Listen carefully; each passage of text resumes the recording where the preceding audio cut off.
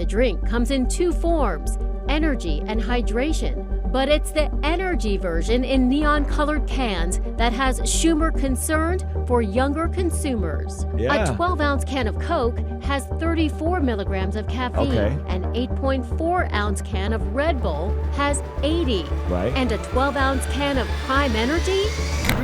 Ruslan. Logan Paul's Prime Energy drink is being investigated potentially by the FDA.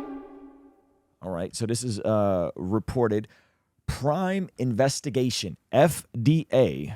FDA asked to look into Logan Paul's energy drink, which has caffeine of 6 Cokes. Now. 6?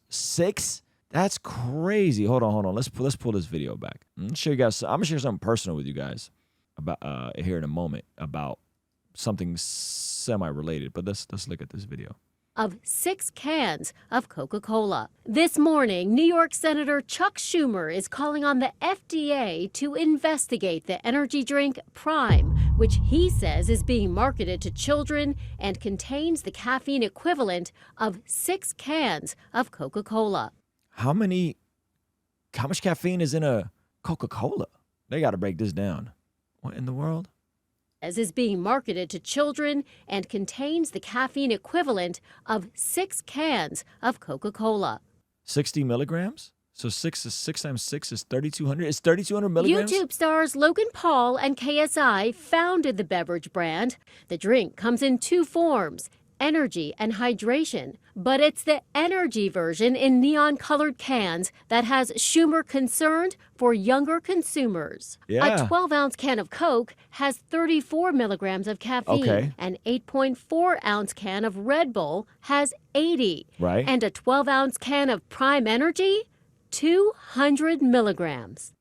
That's a lot of caffeine. Okay, 200 milligrams, that's a lot of caffeine. Wow.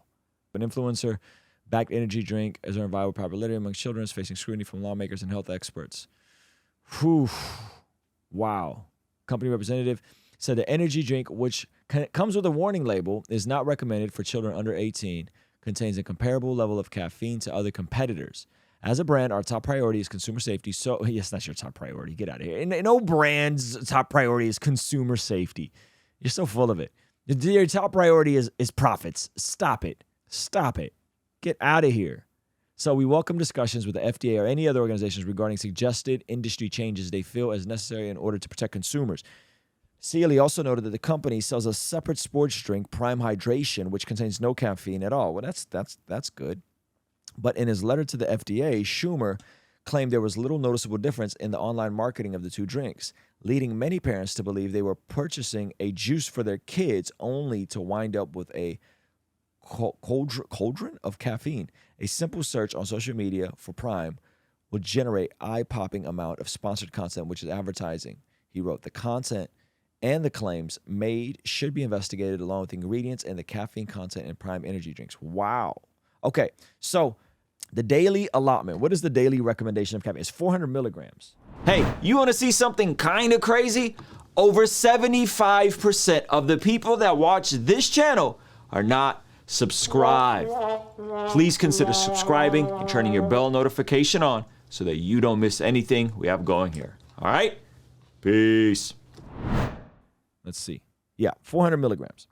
That's what you're allowed. That's like the recommendation. Don't go over this. Okay. So that means you could drink how many of those? 200. So that means you drink 2 of those, and that's it. You're tapped out, right? That means you drink 2 of those and you're tapped out.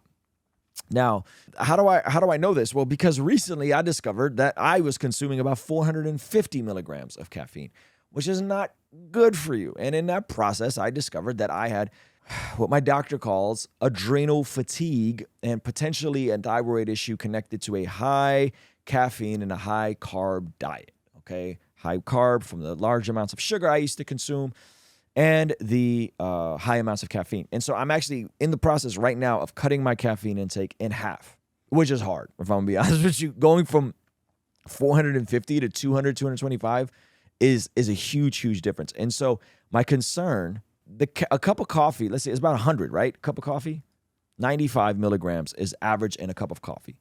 So you're getting doubled out of a cup of coffee with these Prime Energy drinks. The drinks I drink, my yerba mates, they have between 150 and 160 milligrams of caffeine. I'm trying to figure out if synthetic caffeine, like the kind in a can, is worse for you than caffeine that you brew yourself. So what I do now is I brew myself a yerba mate in the morning. It's kind of my pre-workout. And then I have one can that I water down with a Waterloo in the afternoon before I go live or while I'm drinking live, okay? This is the concern here. The concern here is that a lot of kids are going to get addicted to this stuff, and the long-term consequences of being on caffeine, and oftentimes the stuff that comes with caffeine, like sugar, right, is going to wear on people, right?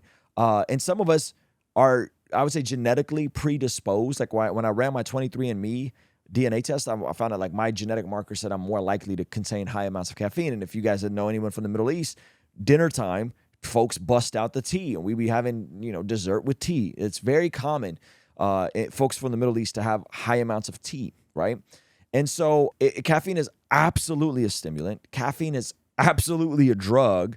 It's though a natural one, it can definitely create dependency. So for young people, I would tread very carefully on consuming any caffeine. I would tread very carefully on consuming any caffeine. And if you're going to have it as natural as possible. So the fact that they're marketing this, and half of the market is an energy drink, and they're selling it to kids, that's not good. That's not good at all. Right? That's not good at all. I think we knew this when Red Bull and Monster kind of blew up a decade and a half ago, and people were very cautious about this with the energy drinks back then. But now you are having people, it's like we're reliving the past all over again. And there's high amounts of caffeine being pushed. And so I'm processing this in real time. Like I'm slowly weaning myself off, and like today was a day I didn't need to take a nap, which is amazing, right? Apparently, Bang has 300 amounts of caffeine. Yeah, that's crazy. So it's not as bad as Bang for you, I guess. But is Bang marketed to kids, though? Yeah, all this stuff isn't, listen to me.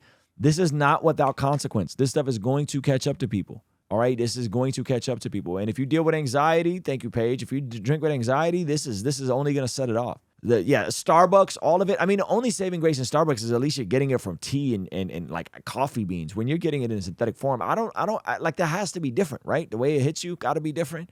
So I'm in the process real time of trying to wean myself off, and it is hard. All right. So if you're a young kid, tread very lightly. Be very careful with what amounts of caffeine you're going to consume. Very, very, very careful. All right. Hey, this is a segment from our daily after party stream. Consider partnering with us online for as little as $5 a month to get access to these daily after party streams completely unedited. You'll also get access to our podcast as they are streamed live into the community before anyone else gets to see them, get to interact with our guests, get access to our private Discord server, and a discount code for our store for as little as $5 a month. Ultimately, that will help towards helping us continue contextualizing the gospel using media and podcast here on YouTube. All right, I'll see you over there. Peace.